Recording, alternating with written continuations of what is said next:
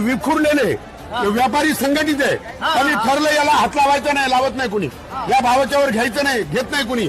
आणि मग शेतकरी, अरे मी म्हणतो पोटापुरतं पिकवा वर्षभर, अरे मरू दे या भाडव्यांना. अरे मग काय माती खाल का तुम्ही? हा, आम्ही फक्त आमच्या पोटापुरतं पिकवलं ना. एक वर्षभर महाराष्ट्रातल्या सगळ्या शेतकऱ्यांना विनंती आहे, वाटेल तो वाण पिकवा, प्रत्येक भाजीपाला पिकवा, फक्त पोटापुरता पिकवा, अजिबात विकायचा नाही.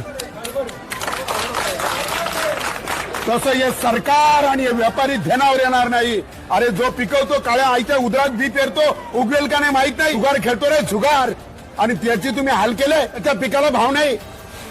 आणि ते इथून घेऊन 35 रुपये ना तिकडे जाऊन त्याचे 1200 रुपये करायचे.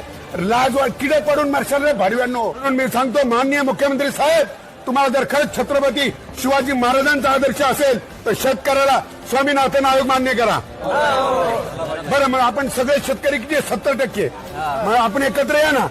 अरे आपण म्हणतो पंतप्रधान, आपण म्हणतो मुख्यमंत्री, बळीराजाचं सरकार आहे नाही ना, बळीराजाचं. अरे आज आमची माय माऊली दिवाळीला म्हणते भावाची इडापिडा जाऊ दे, बळीचं राज्य येऊ दे. अरे कुठे आहे तो बळीराजा?